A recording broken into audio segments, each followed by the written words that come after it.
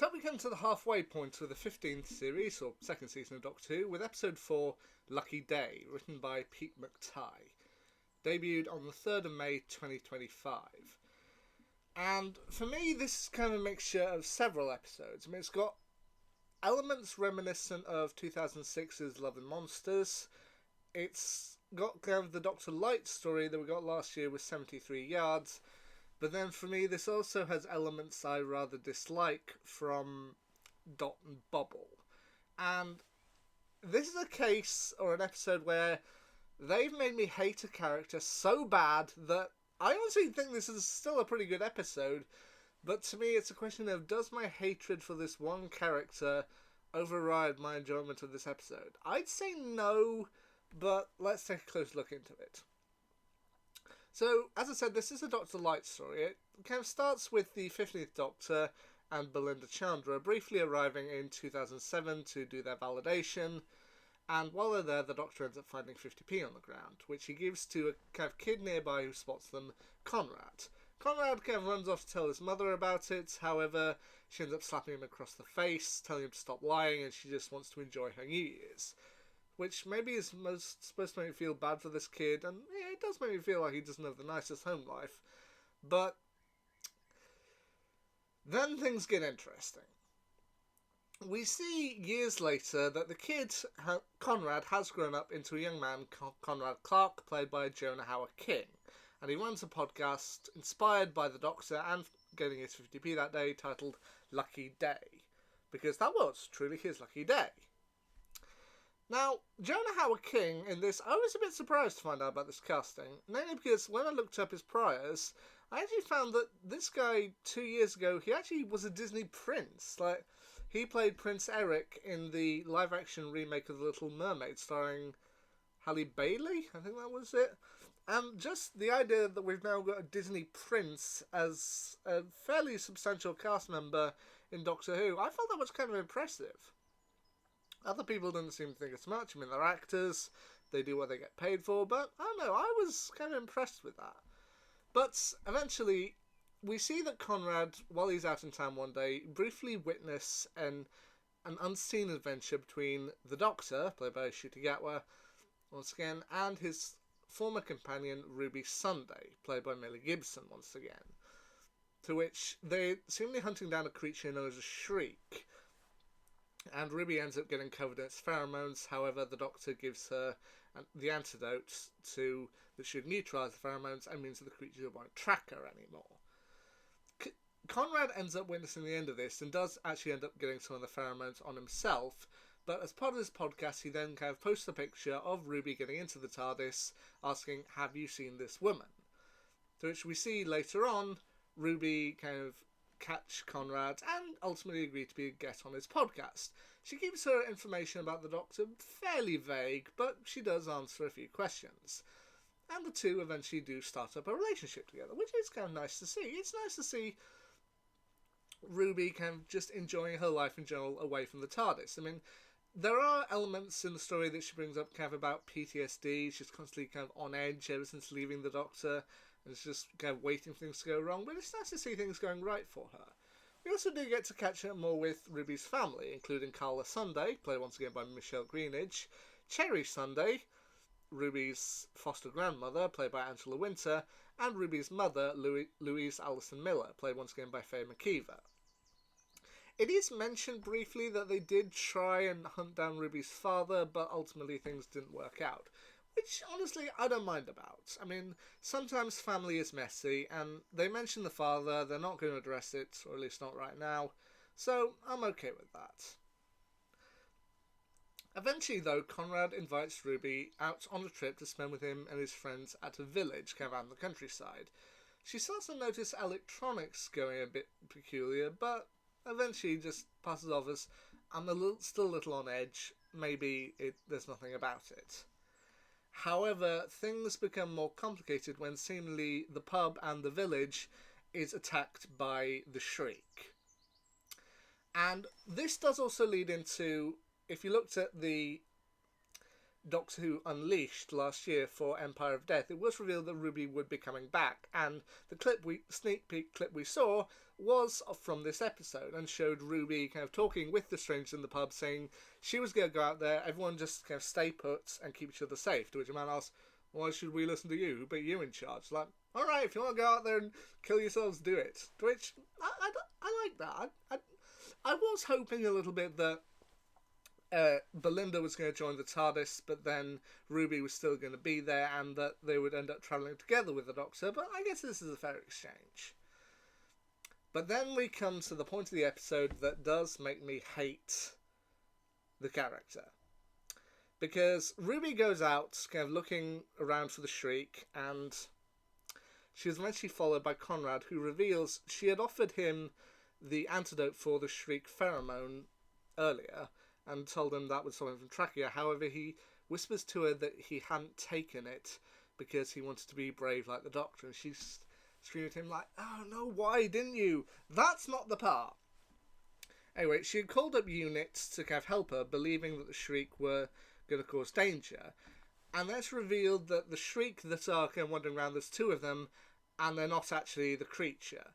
They're actually two of Conrad's mates, at which point Conrad comes out and reveals he and his mates are all parts of something called Think Tank, and what they were trying to do was discredit UNIT. They have it footage on their phones of themselves going around dressing up as the Shriek, dressing up as aliens, because they want to discredit UNIT.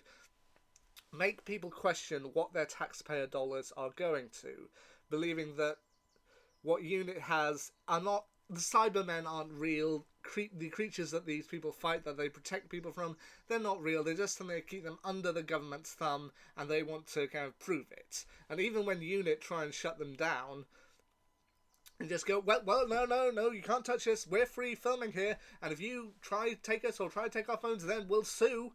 And it just does prove the kind of idea of people who constantly try and discredit others and argue against logic and everything just to try and make, under the guise of kind of empowerment. The empowerment sometimes is important, but there does come a point when it becomes malicious, and this is freaking malicious. This eventually leads to a big scene where Ruby, Kate Stewart, played once again by Gemma Redgrave, lovely to see her back by the way, Colonel Ibrahim, played by David Alexander Deviant, and Shirley Ann Bingham, played once again by Ruth Madeley, are kind of locked up themselves in Unit Tower, and Conrad ends up breaking in using one of the newer weaker members of Unit staff. His idea basically to live stream to his followers across London and across the world, showing that Unit is a lie.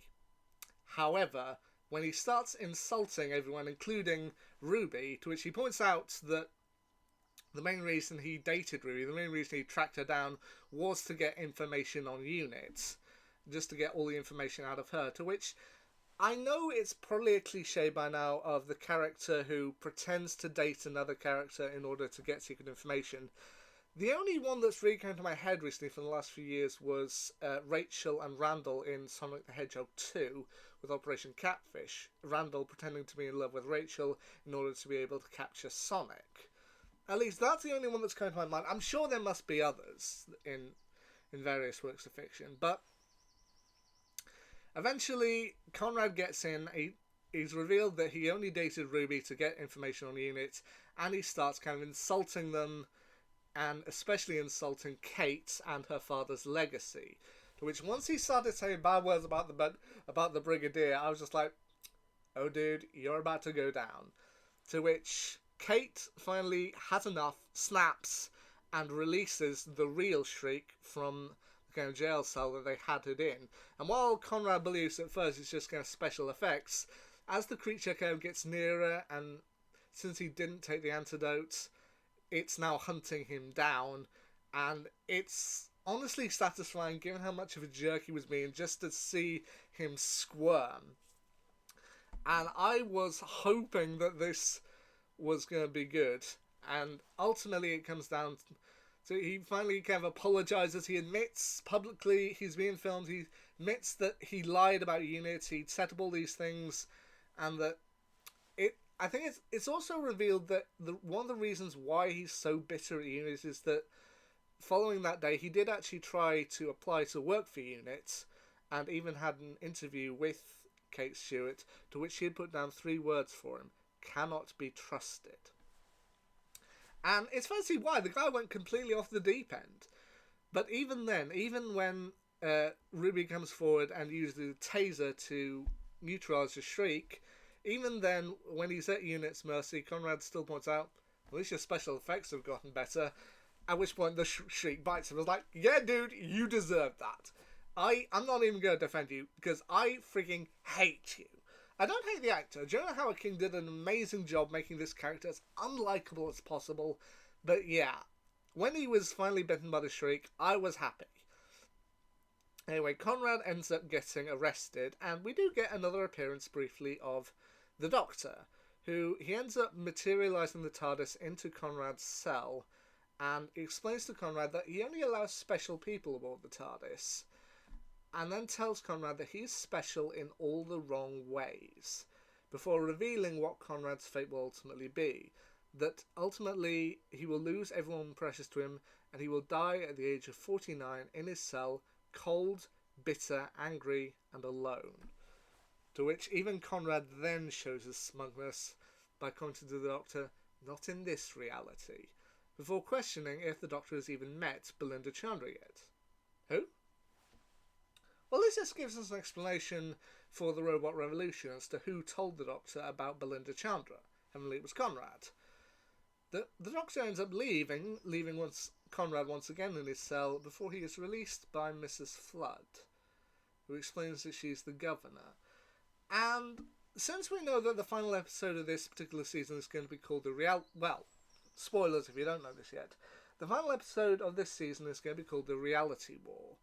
And part of me, we do know at this point also as well, spoilers, that Millie Gibson as Ruby Sunday and Conrad Clark, played by Jonah Hauer-King, are going to be coming back for the finale, which does lead me to one theory as to how I think the finale might play out, and I might be completely wrong about this. Here's what I think could be an element of the finale. I think that possibly Mrs. Flood could be something like the god of reality, or some type of reality-bending god, something like this. And I'm thinking that maybe for the finale, Wish World and the Reality War, that maybe her and Conrad end up kind of rewriting reality. I'm basing this kind of off the finale of Once Upon a Time Season 4, to which in that particular series, one character ends up rewriting the kind of reality they live in so that everyone lives kind of different lives, like the bad guys are on top, the good guys are kept in prisons and the like. I kind of think a similar thing might happen here with Doctor Who, that maybe they end up changing reality so that things are kind of more to their will, more to their whims. And possibly the Doctor and Belinda and possibly Ruby and the rest of the unit have to find a way to kind of turn reality back, turn them to stop them. But that's just a theory right now. I can't wait to see what actually happens. But anyway, the next episode is due to be next week. It should be titled The Story in the Engine, and it should take place in Lagos in Nigeria. But we'll wait to see what happens with that story, but I hope when Conrad finally does show up again that something happens to him, that ultimately... I was hoping against hope that this guy had been a Disney prince, that maybe it would be the kind of thing where he would unknowingly do harm, but then can be anxious and upset about it and want to set things right. But no, whatever fate that beholds this guy, I can't wait to see. But as I said, that kind of makes me think, do I dislike this episode because of Conrad? No, I do actually think this is a pretty good episode, but I'm interested to see what happens to him. Anyway, that's my quick little review of Lucky Day. What'll happen with the story in the engine? Well, we'll have to wait and see. Anyway, until next time, see ya.